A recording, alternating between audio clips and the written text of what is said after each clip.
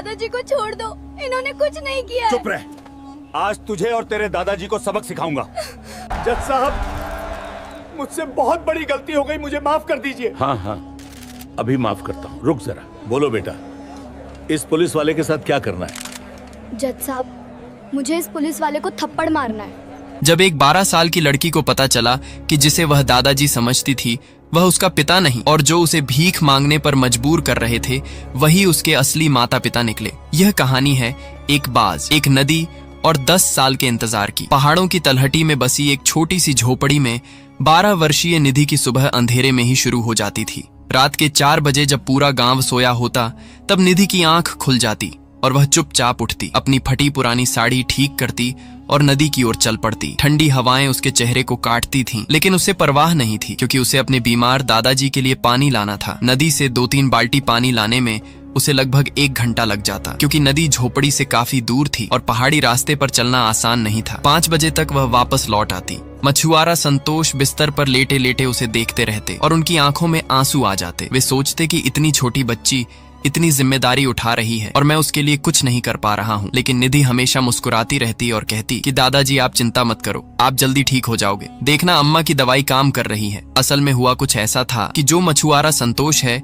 वह बीमार पड़ गया था और बीमारी की वजह से वह मछली नहीं पकड़ पा रहा था जिससे उनका घर चला था। अब लड़की मांग मांग कर अपना गुजारा चला रही थी। 2 रोटी पड़ोस से मांग लाती थी और दोनों खा लेते थे। गाँव के लोग निधि को देखकर हैरान होते और आपस में बातें करते। कोई कहता कि इतनी छोटी उम्र में इतनी समझदारी, यह लड़की कोई साधारण नहीं है। कोई कहता कि इस बच्ची में कुछ खास बात है, देखो कैसे अपने बूढ़े दादाजी की सेवा कर रही है। कोई कहता कि पता नहीं इसके असली माता पिता कौन है, लेकिन उन्होंने एक हीरा खो दिया है। लेकिन किसी को नहीं पता था कि यह साधारण सी दिखने वाली लड़की जो फटे पुराने कपड़े पहनती है वह असल में शहर के सबसे सम्मानित न्यायाधीश जज नरेश मेहता की इकलौती और लाडली बेटी है, जिस बेटी को जज नरेश मेहता पिछले 10 वर्षों से तलाश रहे हैं। इस सब के पीछे एक पुरानी कहानी छिपी हुई थी जो 10 साल पहले शुरू हुई थी। 10 साल पहले की बात है जब जज नरेश मेहता और उनकी पत्नी करती और उनकी प्यारी बेटी 2 साल की निधि पहाड़ों पर घूमने के लिए गए थे। जज नरेश मेहता और कीर्ति मेहता उसकी तस्वीरें खींचते रहते और वे सोच रहे थे कि यह समय उनके जीवन का सबसे खूबसूरत समय है। 3 दिन बीत गए और चौथे दिन उन्होंने एक खास जगह पर जाने का फैसला किया जो एक ऊंची चट्टान थी जहाँ से पूरी घाटी का नजारा दिखता था। उन्होंने सुबह जल्दी तैयार हो गए और वहाँ पहुँच गए। चट्टान पर कुछ और पर्यटक भी थे लेकिन ज्यादा भीड़ नहीं थी। जज नरेश मेहता और कीर्ति मेहता ने निधि को एक सुरक्षित चट्टान पर बिठाया और उन्होंने कहा कि बेटा तुम यहीं बैठो, हम थोड़ा आगे जाकर नजारा देखते हैं और फिर तुम्हारी तस्वीर खींचेंगे। निधि ने कहा कि ठीक है पापा और वह चट्टान पर बैठ गई और अपनी गुड़िया से खेलने लगी। जज नरेश मेहता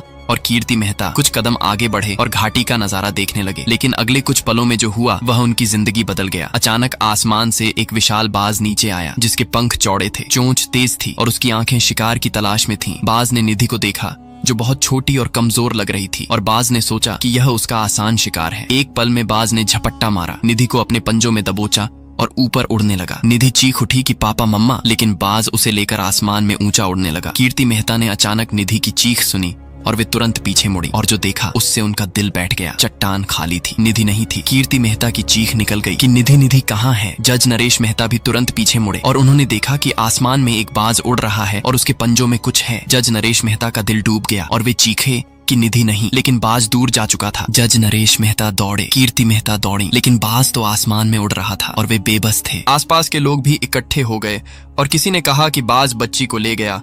जज नरेश मेहता ने तुरंत पास में तैनात गार्ड को बुलाया और गार्ड ने कहा कि साहब ये बहुत दुर्भाग्यपूर्ण है, लेकिन बाज बच्ची को जंगल में कहीं भी ले जा सकता है। यह इलाका बहुत घना है, रात होने वाली है, अंधेरे में खोजना नामुमकिन है, हमें सुबह तक इंतजार करना होगा। जज नरेश मेहता गुस्से में बोले कि नहीं, अभी खोजना शुरू करो, मेरी बेटी खतरे में है।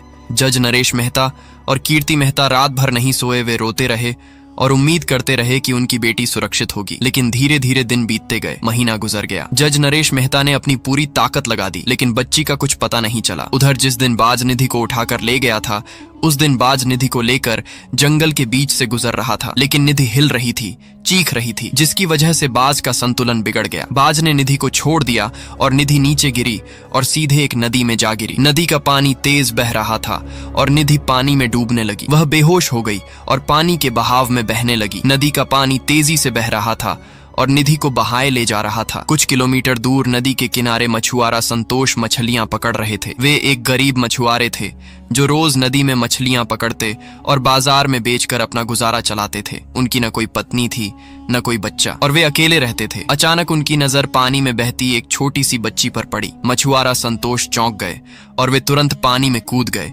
और बच्ची को पकड़ लिया। बच्ची बेहोश थी और उसकी सांस बहुत धीमी चल रही थी। मछुआरा संतोष घबरा गए और उन्होंने तुरंत बच्ची को किनारे पर लाया और उसकी छाती पर हल्के हल्के दबाव देना शुरू किया। कुछ देर बाद बच्ची के मुंह से पानी निकला और उसकी सांस चलने लगी। मछुआरा संतोष ने राहत की सांस ली और उन्होंने बच्ची को अपनी गोद में उठाया और सोचने लगे कि अब क्या करें। मछुआरा संतोष बच्ची को अपने घर ले आया और अपनी बेटी की तरह पालन उसको शुरू कर दिया। धीरे धीरे निधि भी बड़ी होने लगी। वे रोज नदी में मछलियां पकड़ते, बाजार में बेचते और उससे घर चलाते। निधि भी धीरे धीरे उनके साथ सहज होने लगी और वह उन्हें दादाजी कहने लगी। मछुआरा संतोष को बहुत खुशी होती जब निधि उन्हें दादाजी कहती। एक दिन मछुआरा संतोष अचानक बीमार पड़ गए और उन्हें तेज बुखार आया। शरीर में दर्द होने लगा, सांस लेने में तकलीफ होने लगी। निधि घबरा गई और उसने दादाजी को पानी पिलाया, माथे पर पट्टी रखी, लेकिन बुखार नहीं उतरा। अगले दिन निधि ने दादाजी को डॉक्टर के पास ले जाने का फैसला किया और वह किसी तरह दादाजी को सहारा देकर डॉक्टर के पास ले गई। डॉक्टर ने जांच की और गंभीर चेहरा बनाते हुए कहा कि इनकी हालत बहुत खराब है, इन्हें गंभीर संक्रमण है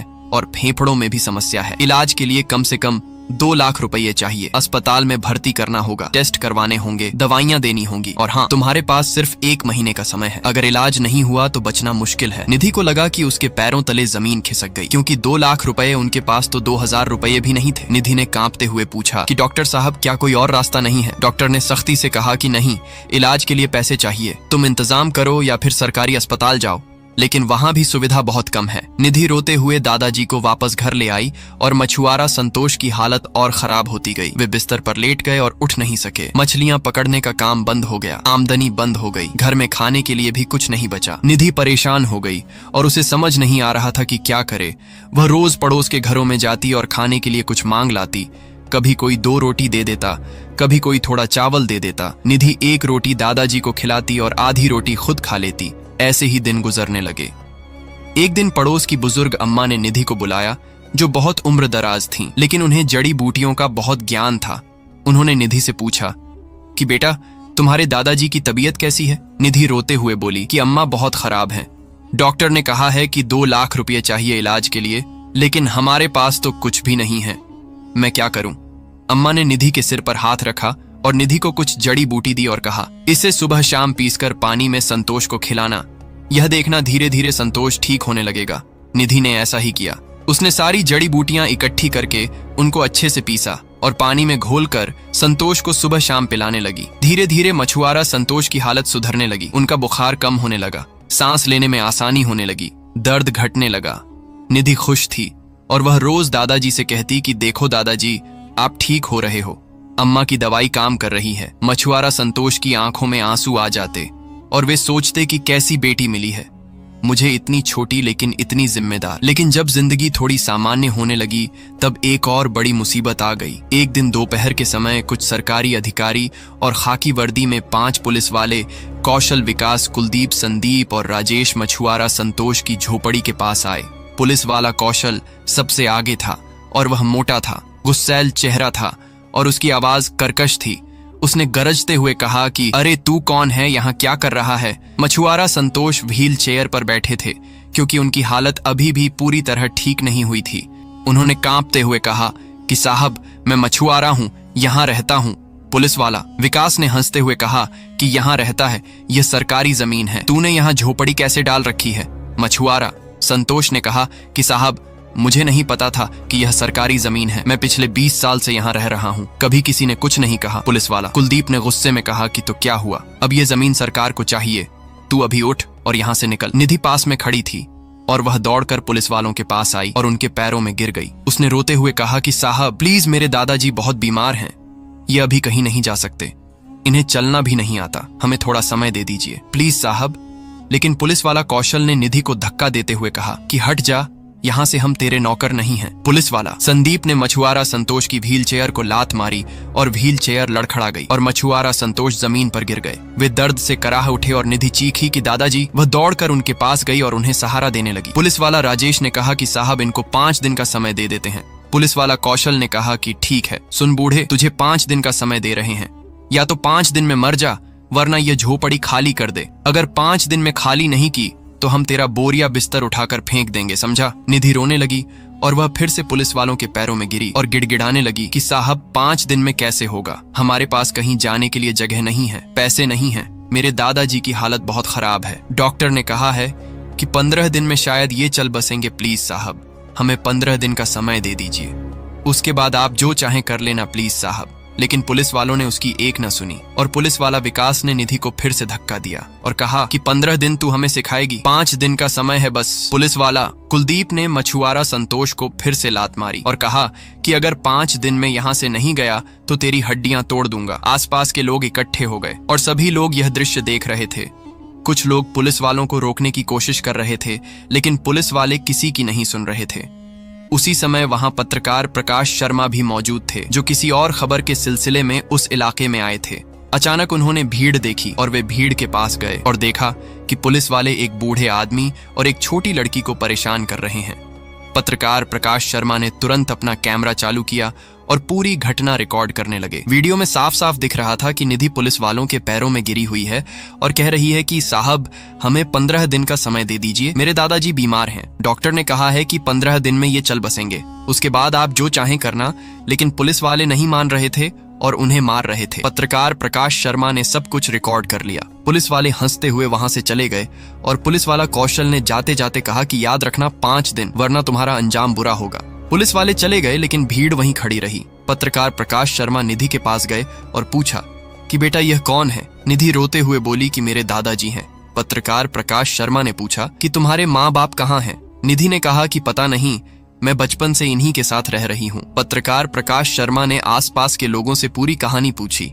एक बुजुर्ग ने बताया कि साहब, यह लड़की संतोष को नदी में मिली थी। संतोष मछली पकड़ रहे थे और यह पानी में बह रही थी। संतोष ने इसे बचाया और तब से इसे पाल रहे हैं। एक युवक ने कहा कि साहब, ये पुलिस वाले बहुत जालिम हैं। इन्होंने बिना किसी नोटिस के इन्हें 5 दिन का समय दिया है, ये कैसा न्याय है? पत्रकार प्रकाश शर्मा ने सब कुछ ध्यान से सुना और उन्हें लगा कि यह बहुत बड़ी खबर है। उन्होंने निधि से कहा कि बेटा घबराओ मत, मैं तुम्हारी मदद करूंगा, मैं इस वीडियो को वायरल करूंगा, लोगों को पता चलेगा कि पुलिस वालों ने तुम्हारे साथ क्या किया है, न्याय जरूर मिलेगा। निधि ने आशा भरी नजरों से पत्रकार प्रकाश शर्मा को देखा। पत्रकार प्रकाश शर्मा वहां से चले गए और निधि ने मछुआरा संतोष को किसी तरह उठाया और व्हील चेयर पर बिठाया। पत्रकार प्रकाश शर्मा अपने ऑफिस पहुंचे और उनका दिल भारी था, क्योंकि जो उन्होंने देखा था वह बहुत दर्दनाक था। उन्होंने तुरंत अपना लैपटॉप खोला और वीडियो एडिट करना शुरू किया। उन्होंने वीडियो में सब कुछ जोड़ा, पुलिस वालों का बर्बर व्यवहार, निधि की गुहार, मछुआरा संतोष की बेबसी और आसपास के लोगों के बयान। उन्होंने वीडियो के साथ एक कैप्शन भी लिखा कि क्या यही है न्याय? एक 12 साल की बच्ची अपने बीमार दादाजी के लिए 15 दिन का समय मांग रही है, लेकिन पुलिस उसे 5 दिन का समय दे रही है। डॉक्टर ने कहा है कि 15 दिन में बूढ़े की मौत हो सकती है, फिर भी पुलिस नहीं सुन रही। क्या गरीब होना गुनाह है? पत्रकार प्रकाश शर्मा ने वीडियो को सोशल मीडिया पर अपलोड कर दिया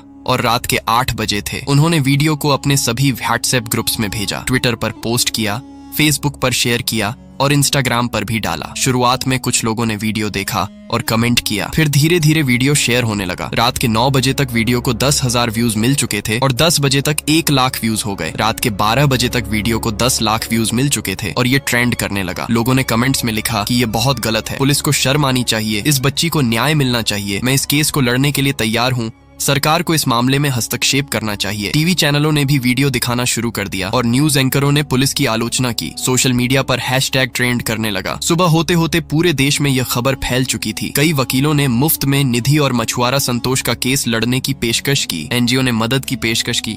पूरा देश निधि के समर्थन में खड़ा हो गया। पुलिस डिपार्टमेंट पर दबाव बढ़ने लगा और मीडिया ने पुलिस वाले कौशल, विकास, कुलदीप, संदीप और राजेश के खिलाफ सवाल उठाने शुरू किए। अगले दिन सुबह अदालत में भी हंगामा मचा हुआ था और जज नरेश मेहता अपनी कुर्सी पर बैठे थे। वे रोज की तरह केस सुनने के लिए तैयार थे, लेकिन अचानक एक वकील तेजी से अदालत में दाखिल हुआ और वह हाँफ रहा था। उसने कहा कि माननीय न्यायालय, मुझे एक केस लड़ना है, एक बहुत जरूरी केस। जज नरेश मेहता ने पूछा कि कौन सा केस? वकील ने कहा कि माननीय न्यायालय, एक गरीब लड़की और बुजुर्ग को सताया जा रहा है। पुलिस ने उन्हें बेरहमी से पीटा है और उन्हें 5 दिन में घर खाली करने का आदेश दिया है। यह मामला बहुत गंभीर है। मैं चाहता हूं कि यह केस मैं लड़ूं और उन्हें इंसाफ दिलाऊं। जज नरेश मेहता ने कहा कि ऐसा कौन सा केस है जिसके बारे में मुझे नहीं पता? वकील ने कहा कि माननीय न्यायालय, लगता है आपने वह वीडियो नहीं देखा जो पूरे देश में वायरल हो रहा है। जज नरेश मेहता ने कहा कि कौन सा वीडियो? वकील ने अपना फोन निकाला और कोर्ट में वीडियो प्ले किया। बड़े स्क्रीन पर वीडियो दिखाया गया और पूरी अदालत ने वीडियो देखा। वीडियो में साफ दिख रहा था कि पुलिस वाले मछुआरा संतोष को मार रहे हैं। निधि उनके पैरों में गिरी है और कह रही है कि साहब, हमें 15 दिन का समय दे दीजिए, मेरे दादाजी बीमार हैं। डॉक्टर ने कहा है कि 15 दिन में ये चल बसेंगे, उसके बाद आप जो चाहें करना। लेकिन पुलिस वाले नहीं मान रहे हैं, वे उन्हें लात मार रहे हैं, धक्का दे रहे हैं। जज नरेश मेहता ने ध्यान से वीडियो देखा और जब वीडियो में आसपास के लोग बताने लगे कि यह लड़की संतोष को नदी में मिली थी 2 साल की उम्र में और संतोष मछली पकड़ रहे थे, तो जज नरेश मेहता के दिल में हलचल होने लगी। उन्होंने वीडियो में निधि को ध्यान से देखा और उनका दिल तेजी से धड़कने लगा। वे सोचने लगे कि नदी में मिली थी। 2 साल की उम्र में, गर्मियों का मौसम। उन्हें अचानक 10 साल पहले की घटना याद आ गई। पहाड़ों की वादियां बाज, उनकी खोई हुई बेटी। जज नरेश मेहता की आंखों में आंसू आ गए और वे अपनी कुर्सी पर बैठे बैठे रोने लगे। पूरी अदालत हैरान हो गई क्योंकि किसी को समझ नहीं आया कि जज साहब क्यों रो रहे हैं। जज नरेश मेहता ने खुद को संभाला और कहा कि यह केस बहुत गंभीर है। कल सभी पुलिस वालों को अदालत में बुलाया जाए, साथ ही उस लड़की और बुजुर्ग को भी बुलाया जाए। हम इस केस की पूरी सुनवाई करेंगे। खबर मीडिया में फैल गई कि जज नरेश मेहता ने खुद इस केस को सुनने का फैसला किया है और लोगों को उम्मीद होने लगी कि अब निधि को न्याय जरूर मिलेगा। जज नरेश मेहता उस दिन घर लौटे तो बहुत परेशान थे। रात भर जज नरेश मेहता सो नहीं पाए और वे सोचते रहे कि कहीं वह लड़की उनकी बेटी तो नहीं, लेकिन 10 साल बीत गए हैं, कैसे पता चलेगा। अगले दिन सुबह अदालत में भारी भीड़ थी। मीडिया वाले, वकील, आम लोग सभी मौजूद थे। निधि और मछुआरा संतोष भी अदालत में आए और मछुआरा संतोष को व्हील चेयर पर बिठाकर लाया गया था। निधि उनके साथ थी और वह डरी हुई थी, सहमी हुई थी, क्योंकि उसने पहली बार इतनी बड़ी अदालत देखी थी। पुलिस वाले कौशल, विकास, कुलदीप, संदीप और राजेश भी मौजूद थे और पुलिस वाला कौशल निधि को घूर रहा था, जैसे उसे डरा रहा हो। पत्रकार प्रकाश शर्मा भी अदालत में मौजूद थे। जब जज नरेश मेहता ने निधि को देखा तो उनका दिल तेजी से धड़कने लगा। उन्होंने निधि को ध्यान से देखा, उसकी आंखें, उसका चेहरा, उसकी मासूमियत। उन्हें अपनी बेटी याद आ गई, लेकिन उन्होंने खुद को संभाला और केस की सुनवाई शुरू की। जज नरेश मेहता ने सबसे पहले पुलिस वालों से सवाल किया और उन्होंने कहा कि आप लोगों ने इस बुजुर्ग और बच्ची के साथ ऐसा व्यवहार क्यों किया। पुलिस वाला कौशल ने कहा कि माननीय न्यायालय, वह सरकारी जमीन पर अवैध रूप से रह रहे थे, हमें आदेश मिला था कि उन्हें हटाना है। जज नरेश मेहता ने पूछा कि क्या आपने उन्हें कोई नोटिस दिया था। पुलिस वाला कौशल हकलाने लगा और उसने कहा कि वो माननीय न्यायालय हमें। जज नरेश मेहता ने सख्ती से कहा कि सीधा जवाब दीजिए, क्या आपने नोटिस दिया था या नहीं। पुलिस वाला कौशल ने कहा कि नहीं माननीय न्यायालय। जज नरेश मेहता ने कहा कि तो आपने बिना नोटिस के उन्हें हटाने की कोशिश की और उन पर हाथ भी उठाया। पुलिस वाला विकास ने कहा कि माननीय न्यायालय, हमें आदेश था कि जज नरेश मेहता ने बीच में ही टोकते हुए कहा कि कोई भी आदेश कानून से ऊपर नहीं है। आपको पहले नोटिस देना चाहिए था, फिर उन्हें उचित समय देना चाहिए था, और सबसे बड़ी बात, आपको किसी को मारने का कोई अधिकार नहीं है। फिर जज नरेश मेहता ने मछुआरा संतोष से पूछा कि आप कब से यहाँ रह रहे हैं। मछुआरा संतोष ने कमजोर आवाज में कहा कि माननीय न्यायालय, मैं पिछले 20 साल से उस जमीन पर रह रहा हूँ। मुझे नहीं पता था कि यह सरकारी जमीन है। किसी ने कभी कुछ नहीं कहा। जज नरेश मेहता ने पूछा कि यह लड़की आपकी बेटी है। मछुआरा संतोष की आंखों में आंसू आ गए और उन्होंने कहा कि नहीं माननीय न्यायालय, यह मेरी बेटी नहीं है, लेकिन मेरे लिए बेटी से भी बढ़कर है। यह मुझे नदी में मिली थी, मैं मछली पकड़ रहा था और यह पानी में बह रही थी, मैंने इसे बचाया। जज नरेश मेहता का दिल तेजी से धड़कने लगा और उन्होंने पूछा कि कौन सी नदी। मछुआरा संतोष ने कहा कि माननीय न्यायालय, वह जो पहाड़ों की वादियों से बहकर आती है, उस नदी में मुझे यह मिली थी। जज नरेश मेहता ने पूछा कि कब मिली थी। मछुआरा संतोष ने कहा कि माननीय न्यायालय, 10 साल पहले गर्मियों का मौसम था। उस समय पहाड़ों पर बहुत लोग घूमने जाते थे। जज नरेश मेहता के होश उड़ गए और उन्हें यकीन हो गया कि यह लड़की उनकी बेटी है, लेकिन उन्होंने खुद को संभाला। जज नरेश मेहता ने अपनी कुर्सी से उठकर निधि के पास जाने का फैसला किया और पूरी अदालत हैरान थी, क्योंकि ऐसा पहली बार हो रहा था कि जज अपनी कुर्सी छोड़कर किसी के पास गए हों। जज नरेश मेहता निधि के पास पहुंचे और उन्होंने निधि के चेहरे को देखा। निधि डरी हुई थी। उन्होंने पूछा कि तुम्हें कुछ याद है, तुम्हारे माँ बाप कौन हैं। निधि ने कहा कि नहीं, मुझे कुछ याद नहीं है, मुझे बस इतना पता है कि मेरे दादाजी ने मुझे बचाया और मुझे पाला। जज नरेश मेहता ने निधि को गले से लगा लिया। पूरी अदालत में सन्नाटा छा गया और सभी लोग हैरान थे। निधि समझ नहीं पा रही थी कि क्या हो रहा है। जज नरेश मेहता ने कहा कि मुझे तुम्हारा डीएनए टेस्ट करवाना होगा। अगर तुम मेरी बेटी हो तो मैं तुम्हें वापस ले जाऊंगा। जज नरेश मेहता ने तुरंत डॉक्टर को बुलवाया और डॉक्टर अदालत में आए। डॉक्टर ने जज नरेश मेहता और निधि के सैंपल लिए और फिर डॉक्टर लैब में टेस्ट करने चले गए। पूरी अदालत इंतजार करने लगी और 3 घंटे बीत गए। लोग बेचैन थे और सभी जानना चाहते थे कि क्या निधि सच में जज नरेश मेहता की बेटी है। आखिरकार डॉक्टर वापस आए और उनके हाथ में रिपोर्ट थी। जज नरेश मेहता ने पूछा कि क्या रिजल्ट आया। डॉक्टर ने कहा कि माननीय न्यायालय, डीएनए टेस्ट की रिपोर्ट पॉजिटिव है। ये लड़की निश्चित रूप से आपकी बेटी है। 99.9% मैच है। पूरी अदालत में तालियां गूंज उठीं और लोग खुशी से चीखने लगे। जज नरेश मेहता ने निधि को फिर से गले से लगाया और रोने लगे। वे बोले कि बेटा, तुम मेरी बेटी हो। मैं 10 साल से तुम्हें तलाश रहा था। आखिरकार तुम मिल गई। निधि को अभी भी विश्वास नहीं हो रहा था और उसकी आंखों में आंसू आ गए। वह सोच रही थी कि क्या सच में उसके माँ बाप मिल गए हैं। जज नरेश मेहता ने अदालत में अपना फैसला सुनाया और उन्होंने कहा कि मैंने पूरे मामले की जांच की है। पुलिस वालों ने बिना नोटिस के मछुआरा संतोष और निधि को परेशान किया है। उन्होंने उन पर हाथ उठाया है। यह गैर कानूनी है। इसलिए मैं पुलिस वाला कौशल विकास, कुलदीप, संदीप और राजेश को तत्काल प्रभाव से सस्पेंड करता हूं। साथ ही उन पर 1-1 लाख रुपए का जुर्माना लगाया जाता है। यह जुर्माना की रकम मछुआरा संतोष को दी जाएगी ताकि वे अपना